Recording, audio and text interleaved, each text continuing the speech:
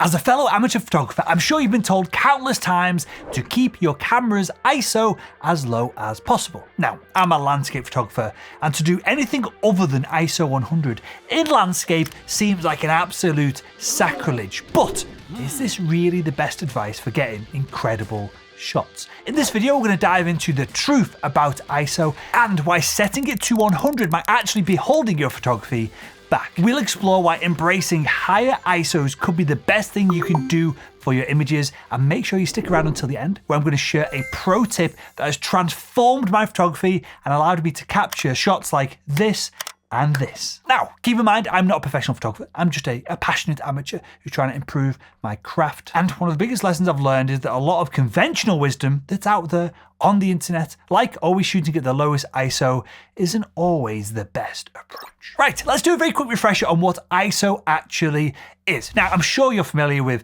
aperture and shutter speed. These settings control the amount of light that physically reaches your camera's sensor. But ISO is a bit different. It's more like a volume knob for your camera. It doesn't let in more light, but it amplifies the signal as the sensor collects light to brighten or darken your exposure. You can think of it like this. It's like turning up the amplifier when a guitar is plugged into it. It's the same sound coming from the guitar, or it's the same photons hitting the sensor, but the signal itself is being cranked right up. Now, crank it up too high, and just like an electric guitar, you're going to notice some distortion. All right, so now that we're all on the same page, let's get into the meat of it. You've probably heard the advice that a low ISO is always going to give you the best image quality.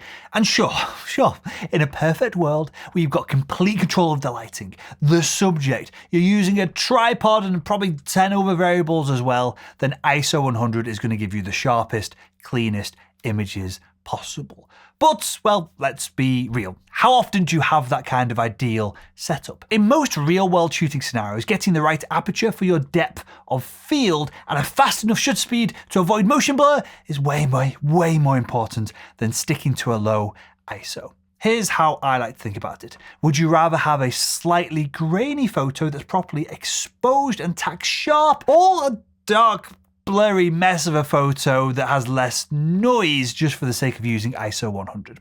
I know which one I would choose every single time. So, as a landscape photographer, I'm looking for a shutter speed that freezes my composition, then a depth of field from my aperture that is deep enough that I don't have to focus stack, if at all possible, and then finally, the lowest ISO I can to achieve an appropriate exposure with the other settings already dialed in. Shutter speed, aperture, ISO, in that order most of the time. And that brings us nicely to the next point, when bumping up your ISO can actually save your shots. Picture this, right? You're trying to take photos indoors, or maybe at dusk before a sunrise, and you keep ending up with dark, underexposed, just boring images. That's frustrating, right? I've been there more times than I can count. In these low light situations, you've only got three options to work with: opening up your aperture, slowing down your shutter speed, or raising your ISO. And whilst opening up your aperture can help, it's only going to get you so far. And that's if you've got big, heavy, expensive, wide opening aperture lenses in the first place. And if your subject is moving at all, any movement slowing down your shutter speed risks too much motion blur being introduced. This is exactly where the power of cranking up your ISO comes into play. Sure, it might introduce a little bit of noise into your photos, but I would argue a little bit of noise is actually a reasonable price to pay for actually getting the damn shot that you're trying to capture. And here is the thing. This is why so much advice online around photography is just nonsensical, it's outdated.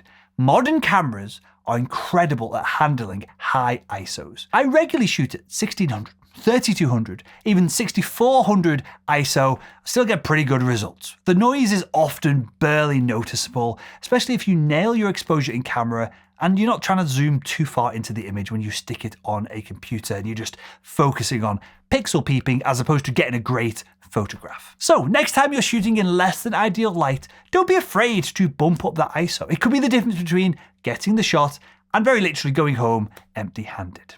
But with all that said, low light isn't the only time the ISO shines. It's also a game changer for capturing really fast action. As fancy as we all think that we are as photographers, as an amateur, you're probably spending most of your time trying to get sharp photos of your kids playing sports or your dog running around the yard. And so to do that, you need a fast shutter speed to freeze the action and get the sharp shot. Right? But even in broad daylight, using a shutter speed like 1/2000th of a second to capture that sharp image, well, it can mean that your photos can turn out underexposed. And once again, high ISO can come to the rescue. By bumping up your ISO, you can use those fast shutter speeds and still get a proper exposure. I can't tell you, this is genuine, right? I can't tell you how many precious moments I've been able to capture tag sharp thanks to just having a little bit more noise in my photo, but using a high ISO. Now, I love taking pictures of my golden retriever, Walter. He's a nutter. He's a psychopath. And so capturing him mid-leap through the air can be a little bit tough. Usually it's a shutter speed of at least 0.02 of a second to get anywhere close to capturing his face sharp when he's running around like a psychopath. And so increasing my ISO has been a real photo saver for me. And being real here, if you're not taking a photo that's going to go on the front of a magazine, look, I aspire to do that, but I'm not there yet. If you're not doing that day in, day out, then a little bit of noise is not really the enemy that we all make it out to be. Back when I first started really getting into photography about 12 months ago, I used to be terrified of seeing any noise in my images. I thought the noise was there because I'd done something wrong, that for some reason noise made my images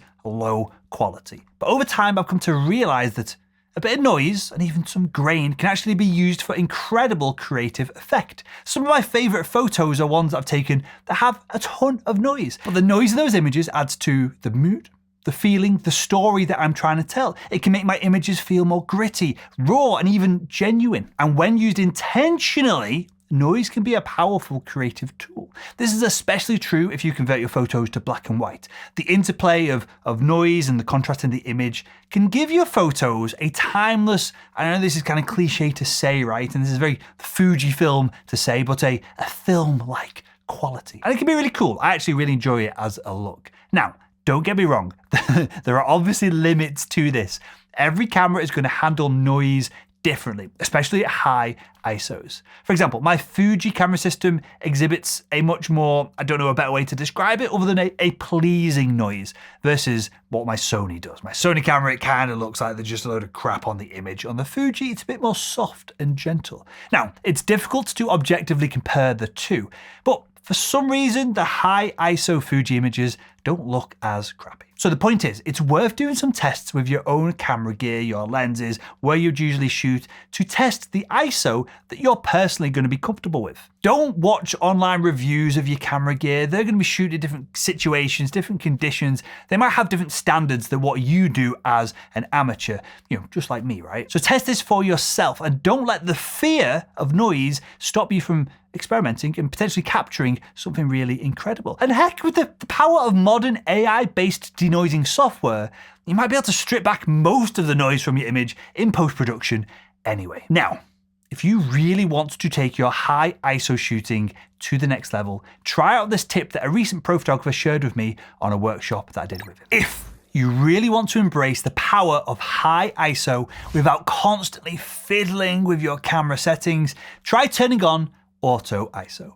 I know, it might feel like you've given up a little bit of control at first, but hear me out. When I'm out shooting, especially in challenging light, I often set my camera to manual mode plus Auto ISO. I dial in the aperture I need for my desired depth of field and the shutter speed I need to freeze the motion in the frame and to avoid camera shake, and then I let the camera automatically select the ISO to get the proper exposure. Now, I'm an amateur, right? I'm reasonably quick when changing settings on my camera using the control dials, but I want my focus to be on capturing the best composition and capturing the best light, not faffing around, twisting, turning, dials, pressing buttons, because that dramatically increases the risk that I'm going to miss the image altogether. I will take all of the help that I possibly can from my camera. Now, I will set an upper limit on the ISO so it never goes too high. So for my taste, around an ISO of 6400, but otherwise, I'm gonna let the camera do its thing. This frees me up. It frees up so much mental headspace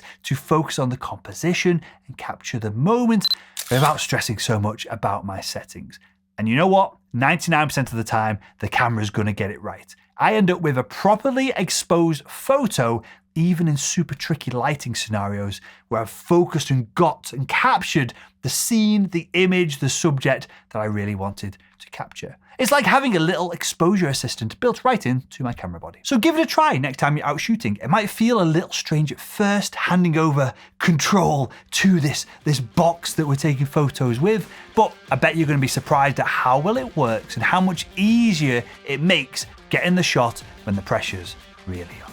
And if you're ready to keep leveling up your photography game, don't miss the video that's on the screen right now. You're going to learn the truth about image quality, and it might change your approach to photography forever.